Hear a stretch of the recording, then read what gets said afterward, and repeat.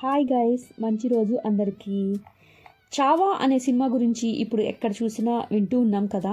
నిజంగానే ఆ సినిమా చూసిన ప్రతి ఒక్కరికి మరొకసారి మనం ఛత్రపతి శివాజీ గారి తనయుడు శంభాజీ గురించి తెలుసుకొని ప్రతి ఒక్కరైతే ఎమోషన్ ఫీల్ అవుతున్నారు. నేను దాని గురించి ఒక చిన్న వీడియో కూడా చేశాను, వీలైతే చూడండి.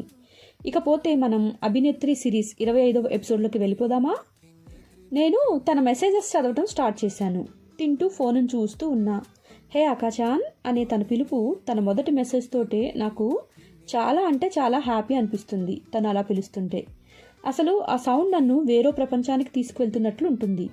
ఎలా నేర్చుకుందో కానీ కొత్త కొత్త భాషలతో కొత్త కొత్త పేర్లతో నన్ను పిలుస్తూ ఉంటుంది. కొన్నిసార్లు అవి చూస్తూ ఉంటే నాకే మొహమాటంగా అనిపిస్తుంది. దానిని షై అని కూడా అంటారేమో. తన మెసేజ్లోకి వెళ్తే, హే నువ్వు వెళ్ళాక నాకు ఎటువంటి ప్రాబ్లం అయితే అవ్వలేదులే. నా గురించి ఎక్కువ ఆలోచించి నువ్వేమీ ఫీల్ అవ్వకు.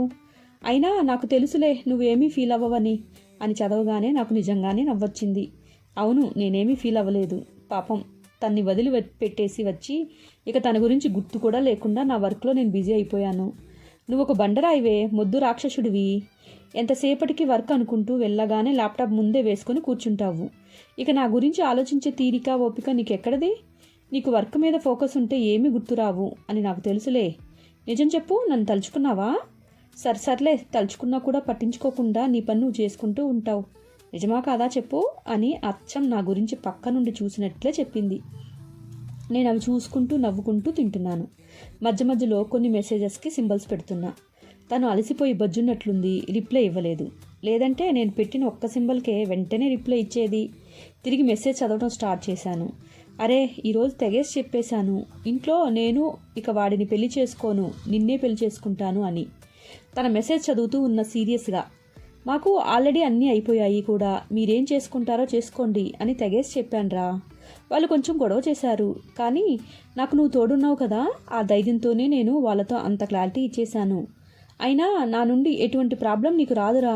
నీకు ఎటువంటి ఆటంకం రాకుండా నేను చూసుకుంటానుగా. నువ్వేమీ భయపడకు. నేను నిన్ను పెళ్లి చేసుకున్నానని ఇక్కడ వీళ్ళతో ఏమీ చెప్పలేదులే. నీకు మాటిచ్చాను కదా, మన విషయం బయటికి ఏమీ తెలియచేయను అని. సో మీ ఆఫీస్లో కూడా నీకు ఎటువంటి ఆటంకం రాకుండా చూసుకునే బాధ్యత నాదే. మనిద్దరం ఎప్పట్లాగానే ఇలా రహస్యంగానే మన ప్రేమని కాదు నీకు ప్రేమ అంటే నచ్చదు కదా, మన కాంట్రాక్ట్ పెళ్ళిని మన ఇద్దరి మధ్యలోనే ఉంచుదాం. నేను కూడా అలాగే ఉంచుతాను. నా రహస్యం కూడా ఇదే. నువ్వు కూడా నీకు ఇష్టమైనట్లు ఉండొచ్చు అని మెసేజ్ పెట్టింది.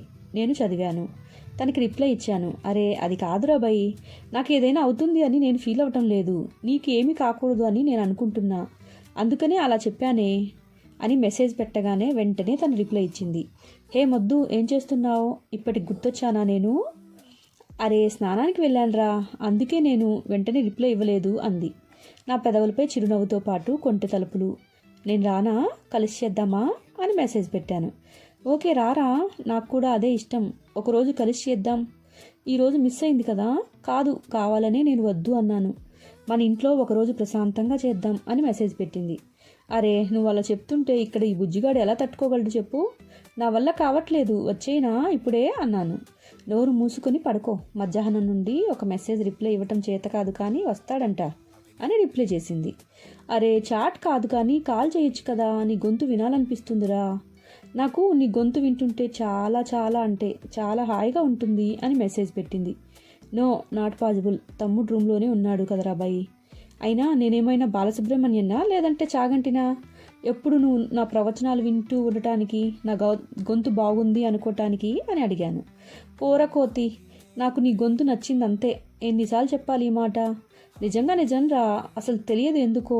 మొదటిసారి ఫోన్లో నువ్వు మాట్లాడినప్పుడు ఆ వాయిస్ నాకు చాలా అంటే చాలా బాగా నచ్చింది. నీ అందాన్ని చూసి ఏం పడిపోలేదు నీకు, నీ వాయిస్ నచ్చింది, అందుకే పడిపోయానురా నేను అని చెప్పింది.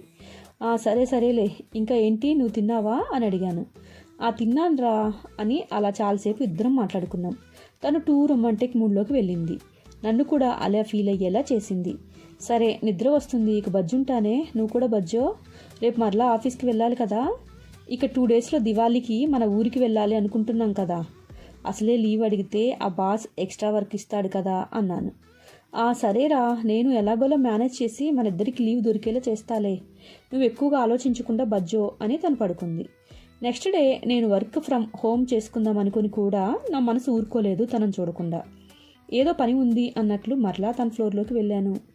అక్కడ ఉన్న అబ్బాయిలు అమ్మాయిలు, ఏంటి మ్యాన్ ఈ మధ్య ఏంటో మా ఫ్లోర్కి నీ దర్శనం ఎక్కువైపోతుంది, ఏ ప్రాజెక్టుకి టెండర్ వేస్తున్నావేంటి, నీకేమో ఫారెన్కి వెళ్ళడానికి ఇష్టం ఉండదు, నువ్వు చేసే పనులకి ఎవరో ఒక టీం మెంబర్ ప్రతి ఇయర్ చక్కగా నీ పేరు చెప్పుకొని ఫారెన్ చెక్కేస్తున్నారు అని నన్ను చూసి నవ్వుతూ అన్నారు.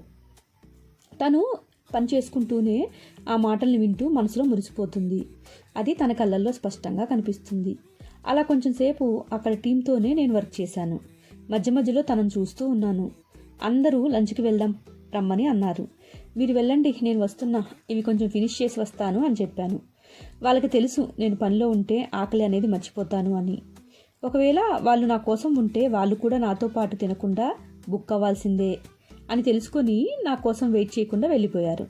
తను ఒక్కటే వర్క్ చేసుకుంటూ ఉంది. నా చైర్ను తన దగ్గరగా లాక్కొని వెళ్ళి, ఏంటి పెంకిపిల్ల, నువ్వు తినవా అన్నం ఈరోజు అని అడిగాను. తనకు దగ్గరగా వెళ్ళి, ఏంటి కొత్తగా పిలుస్తున్నావు, నేనేమైనా పెంకిపిల్లనా ఏంటి అని అడిగింది. తన కళ్ళను నా వైపు తిప్పి ఊరగాయ పచ్చడిలో నంచుకున్న తిన్నంత కసిగా నా వైపు చూస్తూ, నా గుండెల మీద చెయ్యి పెట్టుకుని, అబ్బా ఎందుకే అలా నంచుకు తింటావు, ఆకలి వేస్తే క్యాంటీన్ పక్కనే ఉంది కదా, పద వెళ్దాం, వెళ్ళి తిందాం అని అన్నాను. వెంటనే తన చేతి వేళ్లతో నా తొడ మీద గట్టిగా గిల్లింది.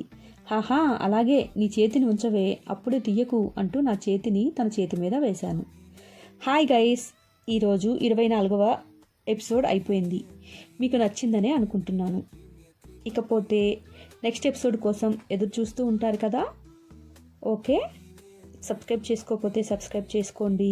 నచ్చితే కామెంట్ పెట్టండి, లైక్ చేయండి, వీలైతే మీ ఫ్రెండ్స్కి కూడా షేర్ చేయండి. ఉంటాను. ఇట్లు మీ అనుశ్రీ మెండు. Thank you.